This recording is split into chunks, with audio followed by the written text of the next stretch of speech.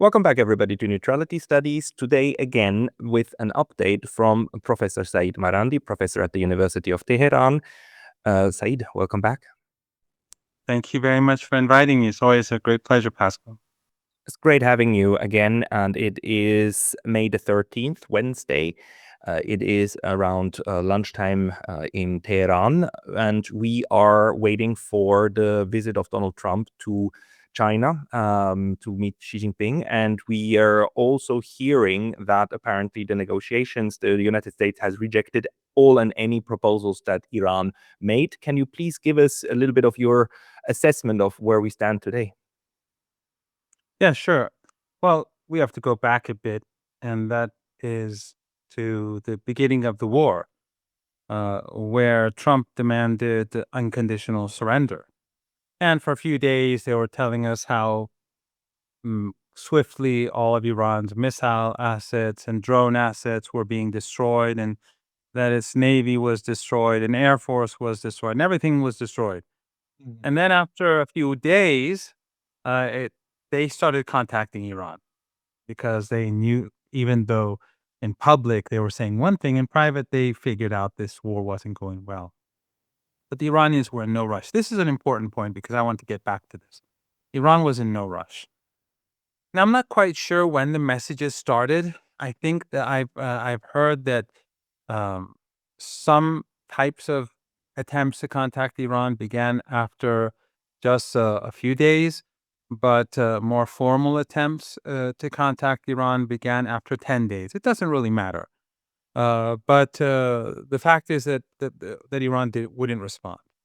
And the Iranians really didn't begin responding till after a month of war. And the reason was because Iran had prepared itself for a very long war, a war that would last until next year. But then ultimately Trump, as you recall, he accepted the Iranian 10-point plan as the framework for negotiations. Now, Iran knew that he wasn't sincere. People in Iran look at his Truth Social posts, they look at his statements. He contradicts himself after 5 minutes, often, sometimes after 10 minutes. He's not a person you can rely on. But for Iran, it was a symbolic victory. The world ridiculed Trump, and then it became so bad that his spokeswoman said, "No, we threw that 10-point plan in the bin." But he posted it, and he accepted it. Now, the Iranians were not naive that Trump was going to implement the deal. And it wasn't just because of the acceptance of the 10-point plan that Iran accepted a halt to the hostilities. It was because Iran, too, wanted to prepare itself for the next stage of war. Again, going back a bit to a previous chapter where the Americans Trump demanded unconditional surrender, was the 12-Day War, where they carried out a blitzkrieg attack. And then back then also, like this time, there were negotiations going on when the United States attacked and the Israeli regime. And back then, the Iranians also accepted a ceasefire, even though they were winning the war. Some back then were wondering why Iran did that, but it was because the Iranians saw that during the 12-Day War, they had many deficiencies, even though they won the war, and Netanyahu was seeking a ceasefire desperately. But Iran hadn't fought a war in decades.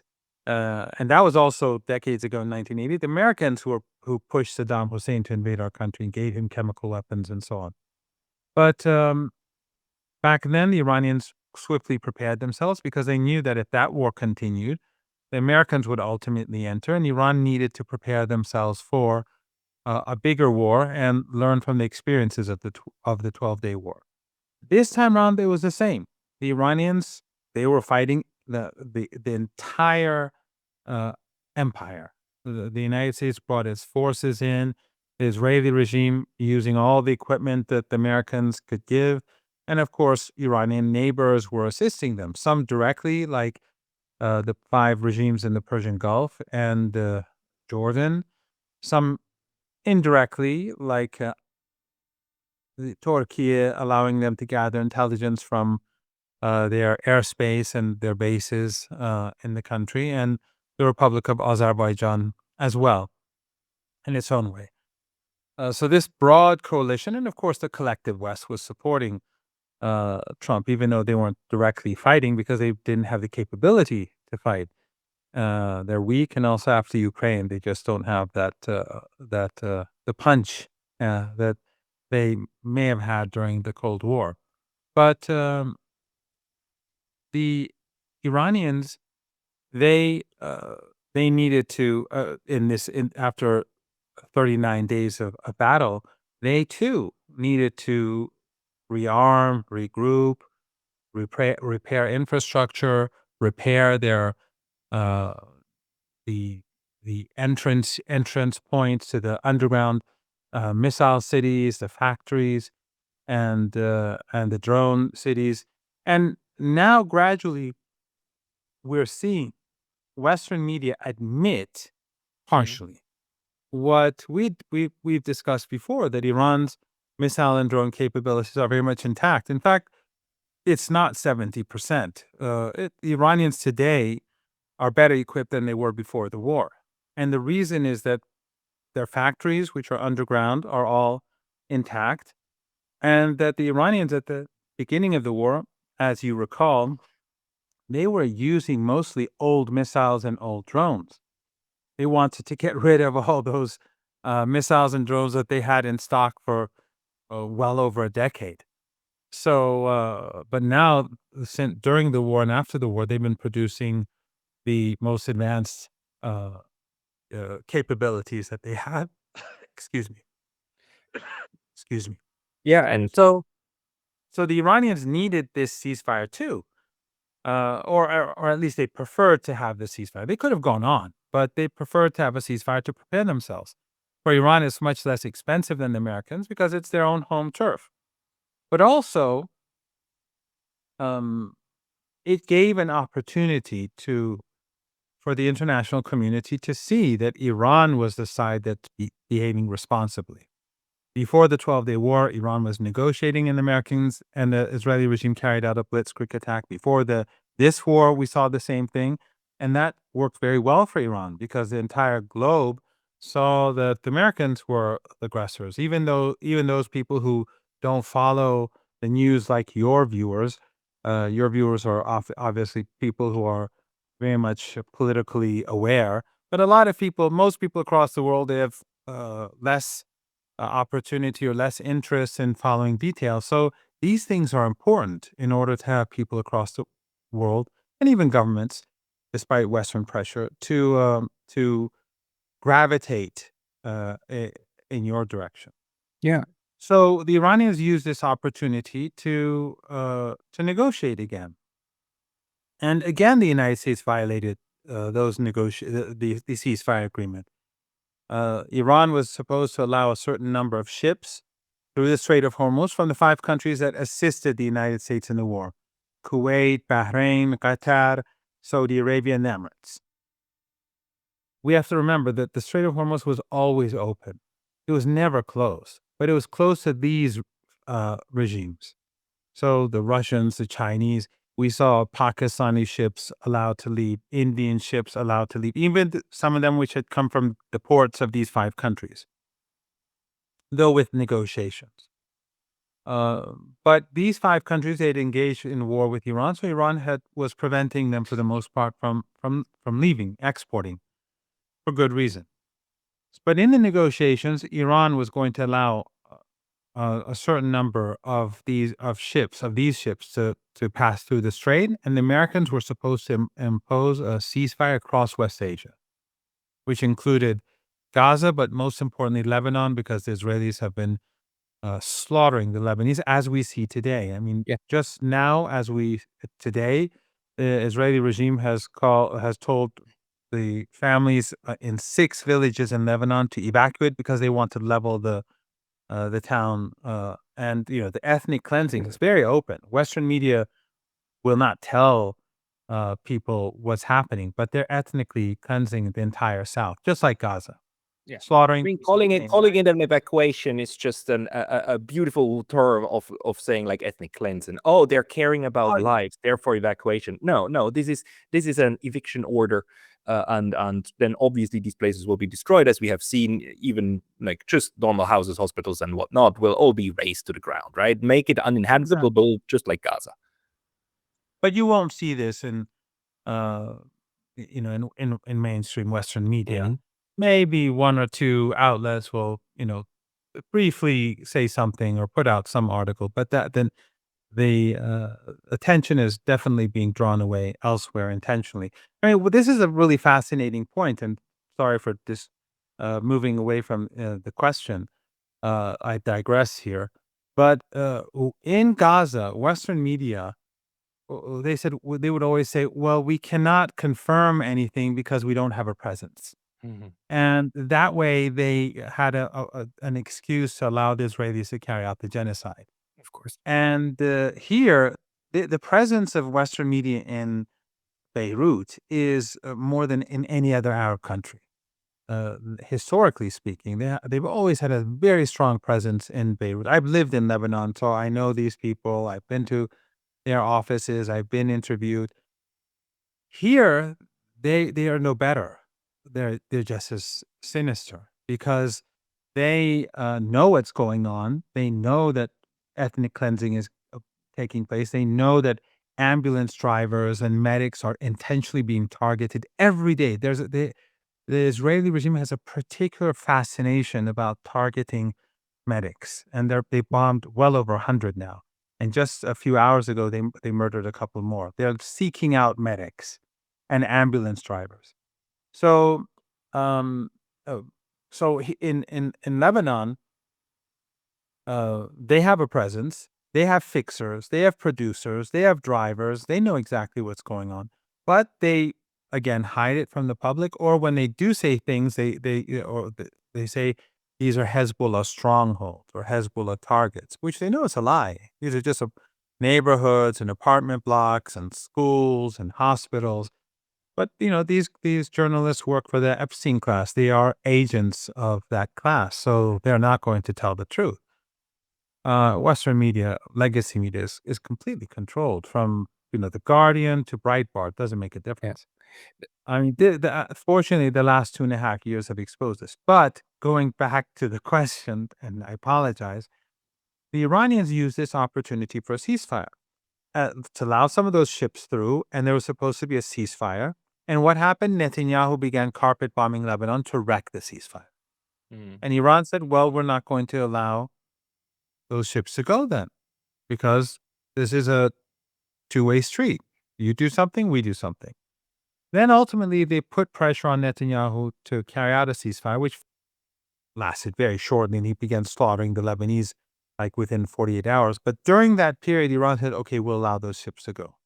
And then Trump, who had imposed a siege on Iranian ports of 2, 3 days before, said, fine, but I'm going to continue imposing a siege on Iranian ports. And Iran said no.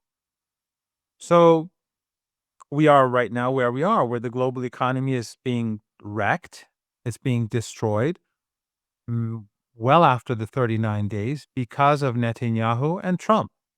And Trump acting, in my opinion, at the behest of the Israeli regime. I think he's really not much more than a puppet for the Zionists and the Israeli regime. So the negotiations helped Iran this time round too, to tell the world that, look, we are prepared to solve the problem, but he's imposing a siege, or Netanyahu uh, is carpet bombing Lebanon in violation of the ceasefire. And Trump tried to side with Netanyahu and say it wasn't a part of the ceasefire, but the Pakistani mediator said it was.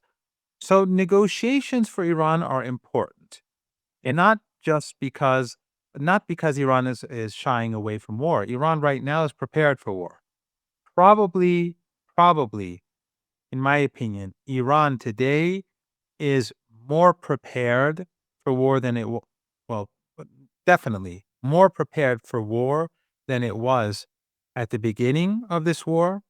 And I think in comparison to the Americans, it is probably, and the Israeli regime, it is probably more prepared today than at the beginning of the war. So the negotiations, because some people say, is Iran negotiating? The Iranians are basically preparing themselves, and at the same time, the United States is wrecking the global economy. Every day that goes by, Trump is building pressure against himself and against his pro-Zionist cause. Hey, very brief intermission because I was recently banned from YouTube. And although I'm back, this can happen anytime again. So please consider subscribing not only here, but to my mailing list on Substack. That's pascalotta.substack.com. The link's going to be in the description below. And now back to the video. And let's not forget, I mean, why would Iran not negotiate? I mean, if Iran can get through negotiations what it wants, then why not, right? So Yes, the, of course. good old Clausewitz, if war is the continuation of politics by other means, then politics is the continuation of war by other means, right? So, I mean, why not? And actually, we have a couple of very interesting developments. On the one hand, today we read in the New York Times, of all places, that US intelligence shows Iran retains substantial missile capability, 70%. They're saying, and two articles actually about how Iran is anything but defeated. Of course, Donald Trump then spins that as the dishonest media and so on. And the New York Times is anything but a reliable newspaper, anything but that. But it's a Democrat stronghold. And if they say that, we have a lot of Democrats who love having war with Iran. So if they say that, it shows that some quarters of the United States actually now tries to have a more objective assessment. And the other thing that we of course saw last time we talked, you told me, Pascal, if the Gulf states, the 5 Gulf states, declared neutrality and actually made their airspace and their ports off limits to the United States, this war would be over. 2 days later or so, Donald Trump declared this Operation Freedom, and it was the Saudis and the Qataris who said, no, you're not using our airspace. Stop it, stop it, stop it, because the Iranians are going to hit us. Stop it. You have no permission to use it. And even a phone call between Donald Trump and bin Salman didn't resolve that. The Saudis state had their course and said, you're not going to use our territory because we are not going to be your shock absorber anymore. I mean, I don't know if he said that, but that was pretty much the message that we got. What do you think now about this development of the Gulf states? I mean, that apparently some learning process is setting in, even if it's not inside the White House. There seems to be a learning process in the wider political environment. Well, before I answer that, I just like to very briefly, and I'm sure you've read this, and many of your viewers have read it, but I think it's very significant, and that's Robert Kagan's article in the Atlantic, in the monthly Atlantic, and he is a godfather, if not the godfather of the neocons. Husband of Victoria Nuland. Exactly, and the national security advisor for the U.S. Vice President Dick Cheney, one of the most sinister people in at that time on this planet. So he, in his article, said that the United States has suffered an unprecedented. The United States and the Israeli regime have suffered a defeat, and this defeat for the United States is the greatest defeat that it's ever experienced. Greater than Vietnam. Greater than Vietnam. So I think that shows how bad things are going. And for Kagan, he is an Israeli firster by far. His priority is the Israeli regime. And for him to admit that is big. True that he and his wife dislike Trump and Trump dislikes them, but this is a huge admission anyhow, regardless of where he stands with regards to the US president. So I think that's something to be remembered. What was the question? I'm terribly The sorry. question was like the learning process that seems to be Oh, yeah. setting in, within the US, like let's say, New York Times and so on, that used to chill on this war, but also within the Gulf states and the larger region that seems to have now a new positioning toward, warfare with Iran. Well, it is important. It is significant, although it's for me too early to judge where this will go. Will the Saudis really prevent the Americans from using their airspace? Because if the Saudis do that, then I think the war really cannot be restarted. The United States needs Saudi airspace in order to attack Iran. It needs the airspace of Qatar because they have large numbers of fighter jets in Qatar. They've a large number in the Emirates, in Kuwait. They have large numbers of land forces that they brought in after the ceasefire, mostly in Kuwait and the Emirates and Bahrain, apparently. So all of uh, family dictatorships are deeply involved.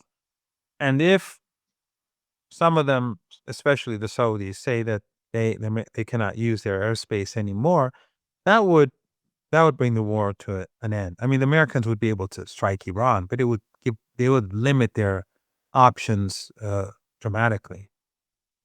But I don't know but you never know. There could be some deal behind the scenes. But it is interesting. It is important that the Saudis and some of the countries in the Persian Gulf region, they've recognized how badly they've damaged the interests of their own people.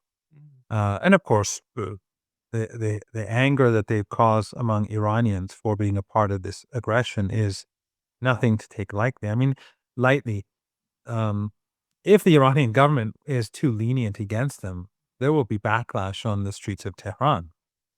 You see it among ordinary Iranians, the anger towards these regimes, siding with the Israelis and siding, Qatar siding with the Israelis, Kuwait siding with the Israelis and the Americans is not something that people will forget.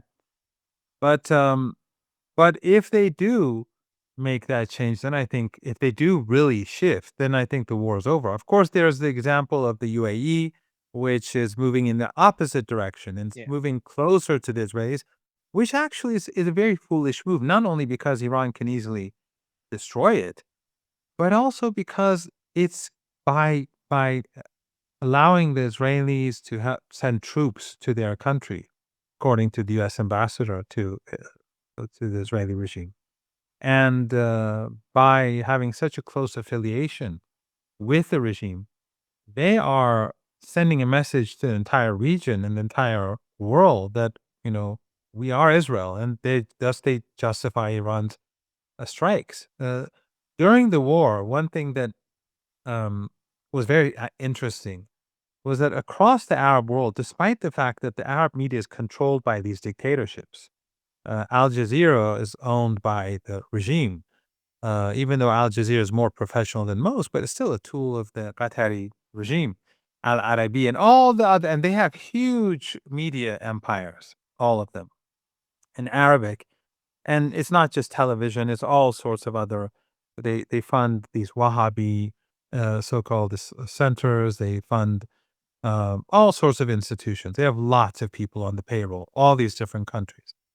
And so, despite the fact that they were basically mimicking the Western narrative against Iran, but people on the streets across the Arab world were cheering for Iran when Iran was striking their regimes. Why? Because people know where these families who run these countries stand and who they are with. And so when the Emirates becomes more openly pro-Israeli, they become more deeply despised. And thus they strengthen Iran's hand in the soft power war, uh, and also they further justify Iran's retaliation. So we do have a split, which I think is very significant potentially.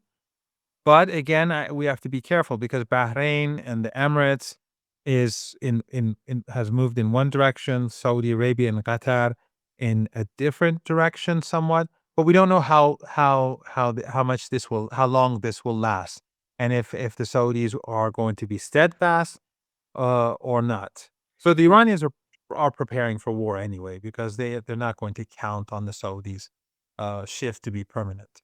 Of course. No, Iran has to prepare, not to start, but to prepare for that. But the question is, Saudi Arabia is quite important in this entire thing, right? Kind of a linchpin in the region, and we've had this other fascinating essay by I forgot his name. Yes, Mr. Faisal, who was the former director of the Saudi intelligence agency, and he basically created this narrative. Of course, Israel is trying to pin us down against for destruction and so on. I mean, how much weight do you give to an opinion like his publicly expressed in that form? Since I think a Saudi outlet, I'm pretty sure.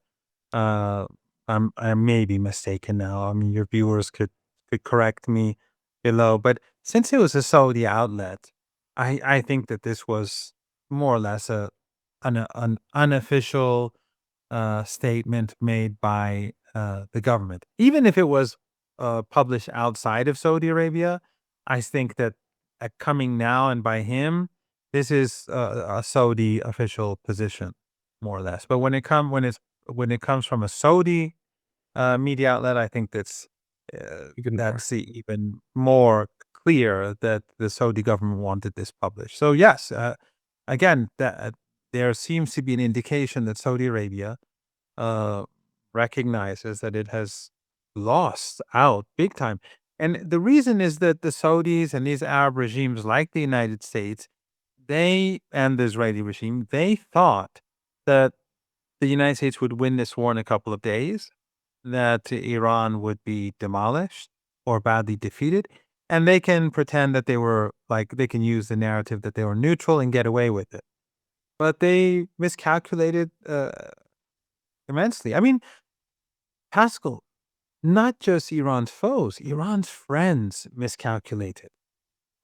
In China, in Russia, and elsewhere, many analysts were very fearful during the first couple of days and the first week or so. And I kept telling people that no, nothing's going to happen. I had no doubt Iran would come out on top from the very beginning. Iran performed actually better than I expected, but I still believe that Iran would persevere. But I was, you could tell that these people, these friends, they too thought that Iran probably would not survive, or that the United States will get their way. So obviously, when Iran's friends who know a thing or two about Iran are so deeply influenced by Western narratives, think tank narratives, media narratives, and the Epstein class narratives, then you can imagine how these proxies of the United States in the Persian Gulf region, they too would miscalculate. So Yeah. all of this was based on a huge miscalculation. They thought they would get away with all these crimes unscathed, but it turned out to be very different. Yeah. I think the largest surprise for everybody, like it's Iran's enemies and Iran's friends, is just the fact that Iran built a strategy around the idea that we are willing to die. I mean, from the top to the bottom, everybody is willing to die, and that is something that I think few other places in the world actually built their entire war strategy around. So that is, I think that's for me one of the largest learning outcomes. But then what do you now make out of the still persisting nuclear issue? I mean, Iran has said time and again, we don't want a nuclear bomb. Period. We are willing to sign that off, just as you did with the JCPOA, right? Or just as Iran did with the JCPOA before. A nuclear bomb is not something Iran actually wants. So fine, but a nuclear enrichment is something that Iran very much wants for different reasons, for energy, for medicine, and so on, and because it has been betrayed many times before. So no, this is not going to be given up. And now the Trump administration still uses that as an excuse to put more and more pressure, or to pretend that it is putting pressure. Now, yesterday we read that Iran's parliament is actually starting to threaten to further enrich the 60% enriched stockpile to 90%, and trying to use that as a leverage. And to me, it's not a coincidence that this is happening like a day or two before Trump is supposed to travel to China. Can you maybe speak a little bit to how you interpret this pressure coming now from Iran's parliament, not from the government and not from the supreme leader? Sure. Just one thing I'd like to clarify. Um, when the Iranians, you're correct. They've been prepared to die, and one of the interesting things is that as the Israelis and the Americans were targeting Iranian leaders, not a single Iranian civilian or military leader from top to bottom, high ranking, mid ranking, low-ranking, not a single person stepped down for to say I'm ill or I have family issues or whatever. Everyone was steadfast, and I think that was an amazing thing in itself. The Iranians being, and the reason why I want to clarify is that the Iranians, of course, not all Iranians, but many Iranians are prepared to die. And it's not because this is like some say that the Shia have a death wish or death cult or something like that. It's the exact opposite. In fact, so many of the sacrifices made by Hezbollah or Ansarullah in Yemen or the Iranians, it's their roots are founded in having Palestinian kids survive. So in a way, they celebrate life, but they're willing to make the ultimate sacrifice because in standing up against injustice, and that is a very, very key theme or element in Shia ideology and Shia culture, standing up against the oppressor, supporting the oppressed. There's a very good book I remember once on your show, and I've said it in a number of places elsewhere. About Going to Tehran by Clint and Hillary Leverett. It's a book that people should definitely read, and especially under these circumstances. But there's another book that I think people should read called Resistance by Alistair Crook. I don't know if you've had him on your show yet, but that's also a good book to read. I think Resistance, the Essence of the Islamic Revolution, something like that. I recall it was Pluto Press. I read that book. These two books are very good for people to read. There are a couple of there are very few good books on Iran in English, to be very blunt. I mean, there may be some out there that I don't know of, but these two books are very good for people to understand Iran, the resistance, and what's going on. So, so Iran basically they're deeply influenced by the grandson of the Holy Prophet, and in Karbala, the martyrdom of him and his companions, the role that his sister Zainab played in in standing up against the oppressor and defense of the oppressed and the downtrodden. So this is the war, this culture of resistance in Iran, and the axis of resistance. That word resistance comes from Ashura and Imam Hussein. This was a powerful element in the reason why Iran won this war. It was key. But also the genius of the Iranian leadership and the military leadership over the last few decades in developing a military doctrine that can defeat a much more powerful enemy. The underground cities, the underground cities, drone cities, missile cities, factories, the way in which they were designed across the country, the indigenous technology to fight this war. They could have wasted lots of money on conventional weapons, but they knew that wouldn't work, and they're even more prepared for ground operations than the than you know than even this missile warfare. They're waiting for the Americans to come on the ground because they've also been preparing themselves for decades. The nuclear issue, though, is very interesting. And the statements that we're hearing from parliamentarians about moving enrichment to 90% is something that the Americans should take very seriously. Because remember, the Iranians are no longer cooperating with the IAEA. Mm. Because of IAEA complicity, the International Atomic Energy Agency's complicity in the war, and how they passed on intelligence to Iran's enemies, including the Israeli regime, which is not even a member of the organization and which has nuclear weapons. So right now they don't have access, but Iran has the scientists, Iran has the technology, it has the ability to enrich uranium anywhere it wants. It could build, and now since the country has really um, become much more careful in protecting intelligence after the war, they can easily enrich uranium in different parts of the country where the Americans have much less access. You don't need a lot of space, especially now that Iran has highly developed the enrichment process and technologically. It's not like before where they need those huge centrifuges. Now they can use much smaller, faster, better, more advanced centrifuges that they make themselves. And they could take them and put them in places in Iran which are far less accessible to the United States, to the east of the country, to the northeast of the country, and so on. So if the Iranians want to enrich uranium at 90%, they can do it. They don't even have to enrich the previous uranium from 60 to 90. They can start from scratch with other um, facilities that they may develop. So the Americans should take this very seriously. I'm not saying that this is Iran's policy now. Uh, as I think you very subtly pointed out, that these are parliamentarians that are saying this, and it's not the Supreme National Security Council.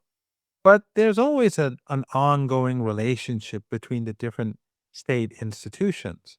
And it could be that people within the Supreme National Security Council are telling parliamentarians that, we may do this. It may be a good idea for you to put this out there in public.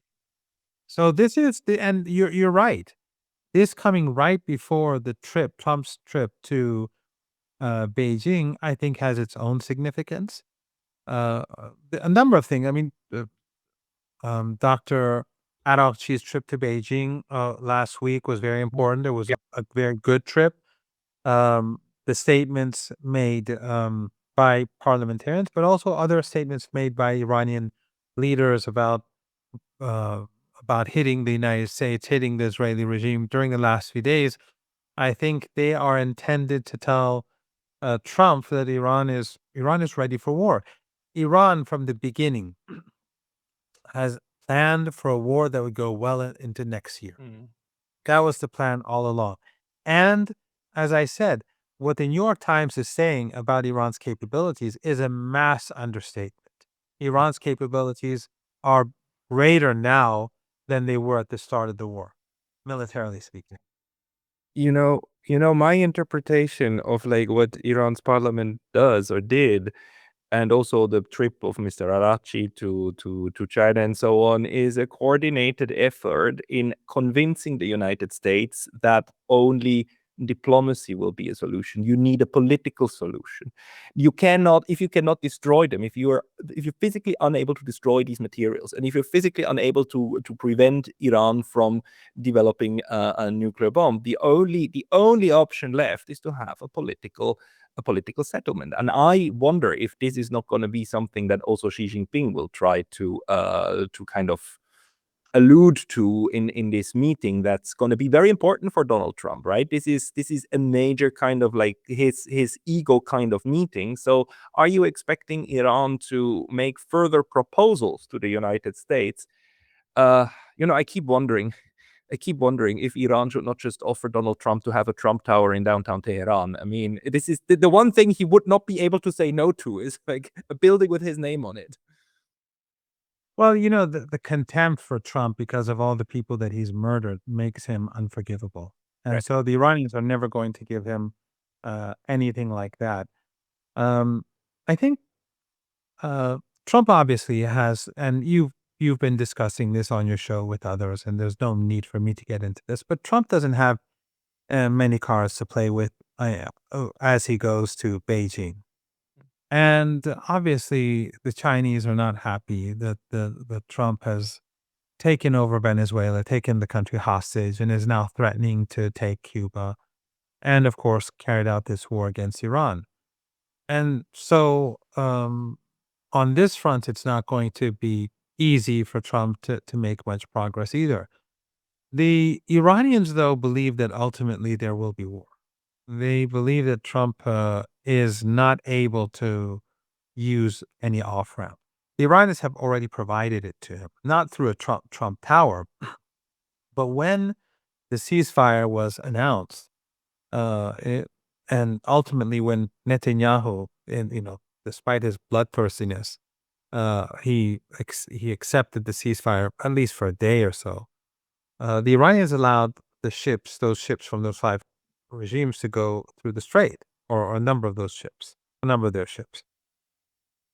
Trump at that time could have said, fantastic, the ceasefire is working. I destroyed everything. Iran is a desert now. It's ruined. So now we can go back to normal. But no, he didn't do that. He said that, but I'm preserving the siege on Iranian ports, which is an active war. And that, instead of taking the off ramp and accepting uh, the ceasefire, he began violating the ceasefire. So instead of choosing the off ramp for the off ramp that was provided to him for de-escalation, he did the opposite.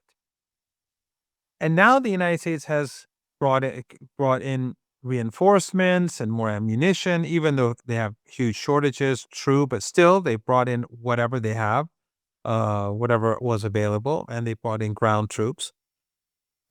Which, by the way, Iran would prefer, as I said, would prefer them to carry out a land operation because they're prepared. Not that Iran wants war, but Iran wants the United States to lose this war so convincingly that they never again think about attacking Iran. And the Iranians are also saying that they want to see the Trump regime so weakened that they cannot go after Cuba, that the Venezuelans will be able to free themselves from the U.S. Just 3-4 nights ago, I was at one of those squares where people gather every night in Tehran, and uh, there was this cleric who was speaking, and he was saying that our cause is not just about Palestine, it's not just about Lebanon. Our cause is the cause of the Cuban people, the cause of the Venezuelans, and he gave this very uh, very emotional speech. Um, but it's interesting, it was, for me, it was very, very interesting. I actually took some of what he said and put it into a tweet myself, sort of stole from the theme of his speech, the part that I was listening to. But I don't think that Trump has the ability to use the off ramp. And so I think the chances of war are high. But it's going to be very difficult, not only because Iran is prepared, not only because U.S. assets are depleted, not only because the global economy is heading towards disaster, and another war would, I think, clinch it for a global depression. I don't think people really understand how bad a global depression would be. It would be far worse than 1929 and the 1930s with the circumstances that we live in, the population, the new technologies, the new weapons. I think it would be, you know, beyond disastrous. But also because of the heat. We are now in mid-May, and the Persian Gulf region, the Arabian Peninsula, is very hot, and close to the shores, it's very humid. And if the Americans go after Iran's critical infrastructure, as Trump has threatened so many times, then Iran is going to have to retaliate, both against the Israeli regime, but also against these proxies in the Persian Gulf. The problem is that these proxies, they are, and as Turk al-Faisal also alluded to in his article, they are completely dependent on electricity. I mean, without electricity, without desalination plants, you cannot live in these countries. They'll have to leave, and so will U.S. forces. So it's not a winnable war, and I'm not quite sure if Trump really recognizes the what things are what where things are heading. Uh, I said this in a number of places before. For Russia, the winter, and historically speaking, like the Napoleonic Wars, or at least the war against Russia, and the Second World War, we saw how the winter, well, acted as a general in the Russian army against its foes, whether it was Napoleon or Hitler. In this case, it would be a general summer, which would be devastatingly difficult for the United States to wage war uh, under such unfavorable conditions. So, if one looks at it from a logical and reasonable angle, you would say that no, the Americans are not going to attack you. That's just out of the question. But we're talking about Trump, and we're talking about Zionists, and who are very uh, who are not reasonable and logical people. So the Iranians are preparing themselves for war. What do you think Iran will be doing if, the decision is going to be not back to all-out war, as in no firing of missiles on Iranian soil, but maintaining of the blockade and, this kind of phony shadow war against Iran with like little attacks and suicide bombings, and still trying to provide people inside Iran with weaponry and whatnot. Maybe the Starlink thingies, like the kind of attack that they tried in January and failed with that. But if they decide, let's do an extended war, an extended blockade, and suffocate Iran over time, what is the approach toward that scenario? Well, I think, first of all, because of the resilience and resistance of the Iranians, they will definitely have much more stamina than others. But while Trump is trying to strangle Iran, and you see senators go on television that the Iranians don't have food anymore, they're hungry, with great pleasure. Yeah, yeah. I mean, this is a deeply sinister regime, uh, and that That's what includes they did to Afghanistan, though. They were willing to have a huge famine just in order to tell them, look now what you've got with your Taliban, and Oh, why exactly. you're the one Or with who's killing Gaza. 500,000 people.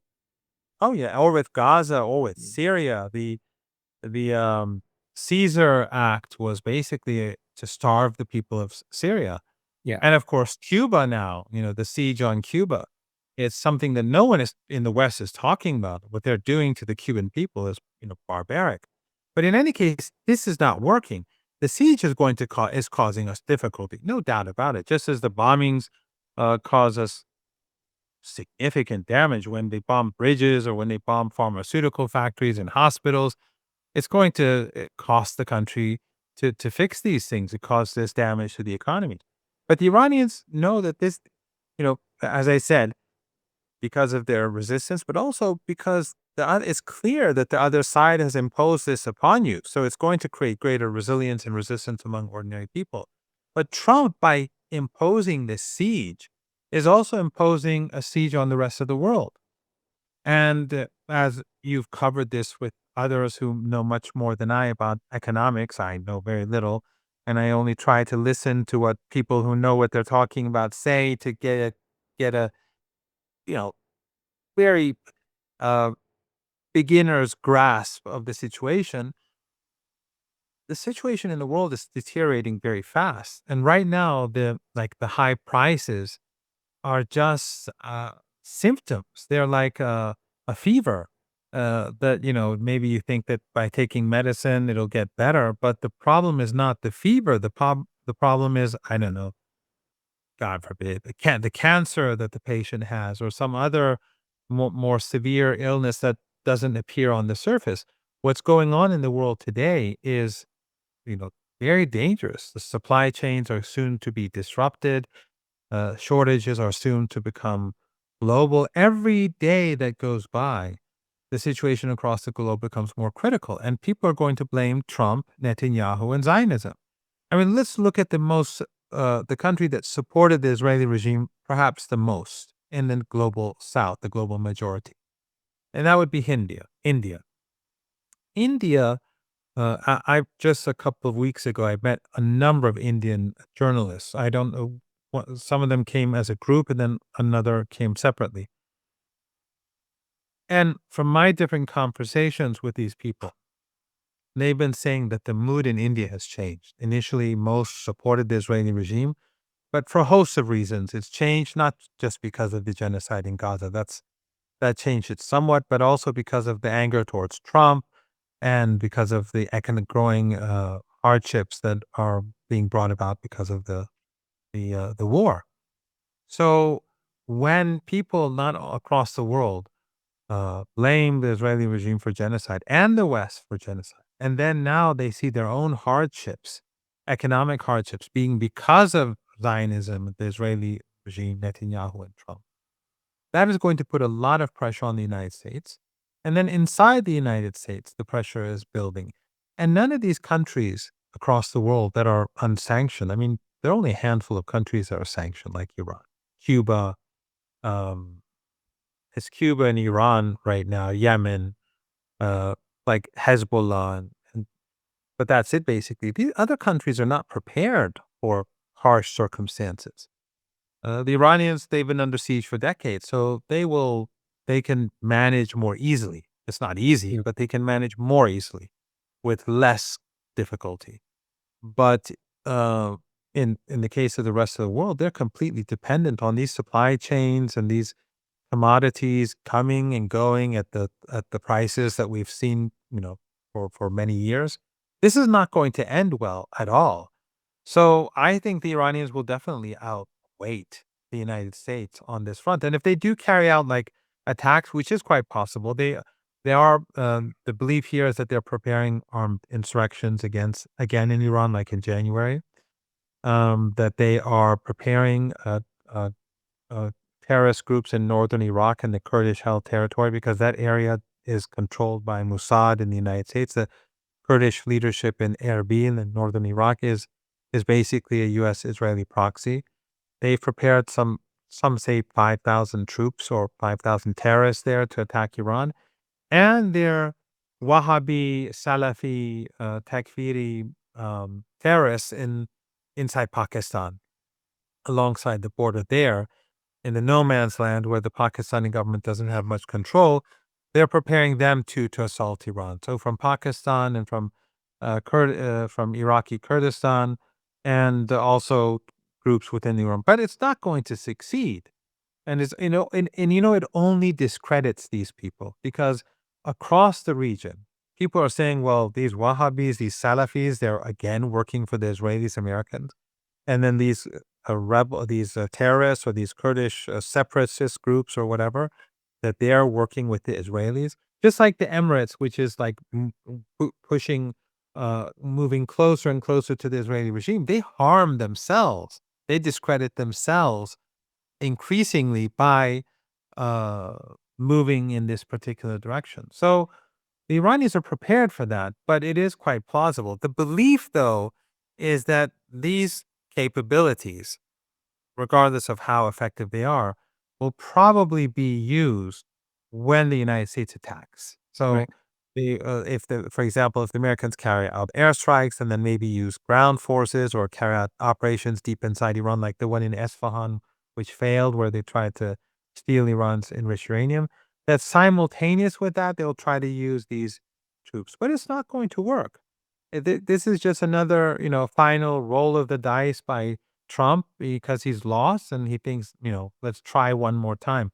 This is the feeling in Iran that out of desperation, instead of seeking a way out, Trump to prevent him, in order to save the day, somehow he'll do something crazy. But it won't work. It won't work. It'll only make things worse for the United States, for the global economy. And even though there will be damage done to Iran, it will enhance Iran even further in the long. in- Increase the resilience. But this is a very last question, and you don't have. This is very speculative, and you don't have to go anywhere far with it. I was just wondering about it because a very close Afghan friend of mine the other day was saying that he would hope that the outcome of this war and the success actually of Iran in the defense would actually also lead to some new appreciation for Shia Islam, which is of course much more progressive than Sunni Islam and might actually have an impact on the Islamic world. Do you see that as likely, or is this something that is too far off to speculate about? I have a friend, a Brazilian friend, uh, who tells me that one of the most influential he's Marxist himself.